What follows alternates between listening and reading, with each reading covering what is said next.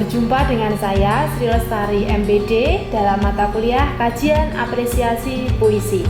Nah, di sini kita akan membahas mengenai alih wahana warisan ilmiah Bapak Sapardi Djoko Damono, ya. Nah, di dalam alih wahana ini, teman-teman, kita akan sedikit memahami bagaimana sebuah puisi atau sebuah karya sastra itu dialih wahanakan menjadi hal-hal lain atau kesenian yang lain. Oke, alih wahana adalah pengubahan dari satu jenis kesenian ke kesenian yang lain.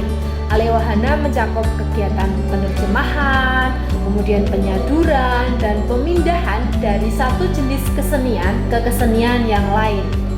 Wahana itu artinya kendaraan. Nah, jadi alih wahana adalah proses pengalihan dari satu jenis kendaraan ke jenis kendaraan yang lain.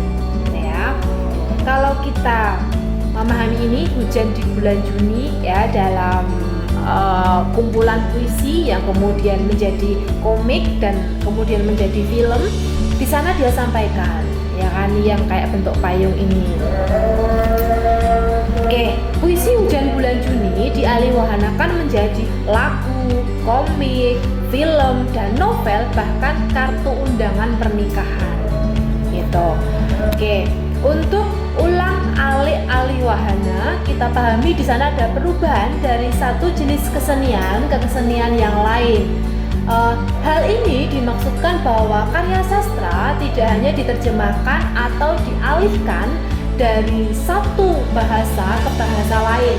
Misalnya Andrea Hirata diterjemahkan dalam sekian puluh bahasa, tetapi juga dialih wahanakan, yaitu diubah menjadi jenis kesenian lain. Objek dari alih wahana ini adalah 1. Cerita rekaan. 2. Misalnya bisa diubah menjadi tari, drama, kemudian film. Yang kedua, bisa berupa puisi. Puisi ini bisa diubah menjadi lagu atau lukisan, atau dari lukisan itu juga bisa menjadi puisi. Kemudian yang ketiga, sebaliknya, novel dituliskan berdasarkan film atau drama, sedangkan puisi bisa lahir dari lukisan atau lagu. Nah, di sini kita lihat ada puisi ke musik, namanya musikalisasi puisi, ya. Kemudian ada cerita oral ke tari.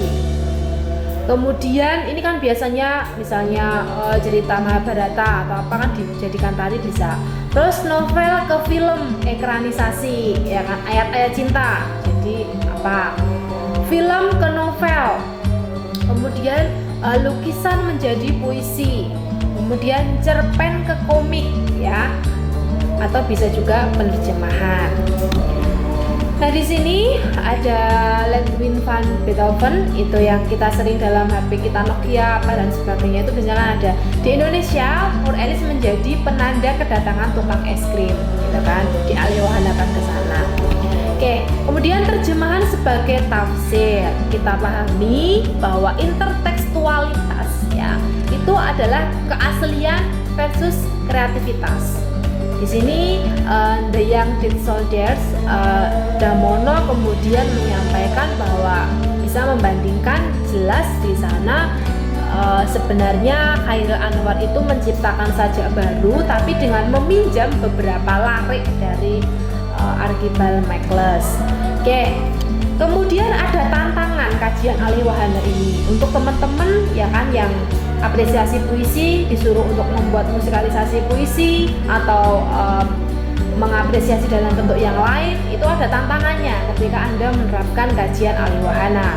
Yang pertama, akademisi yang tertarik dengan kajian alih wahana harus menambah keilmuannya melalui multidisiplin. Jadi tidak bisa Anda hanya fokus sama puisinya Hujan Bulan Juni saja, atau Aku Ingin Mencintaimu dengan Sederhana, gitu kan, tidak bisa. Tapi juga Anda harus menambahkan keilmuan melalui multidisiplin. Oh, ini puisi mengkaji apa, membahas apa, dan sebagainya. Kemudian kajian alih wahana menjadi jalan alternatif di antara tegangan keilmuan pendekatan estetik dan ideologis. Kita pahami di sini bahwa kajian alih wahana itu bisa menjembatani kedua pendekatan yang semula sastra itu adalah sebuah sesuatu yang indah, yang estetis, dengan keilmuan yang ideologis.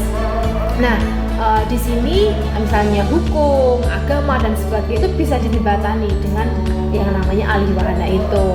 Kemudian yang berikutnya adalah meluaskan cakupan ilmu humaniora. Demikian materi mengenai kajian alih wahana yang saya sampaikan pada siang hari ini. Terima kasih atas perhatiannya. Akhirul kalam, wassalamualaikum warahmatullahi wabarakatuh.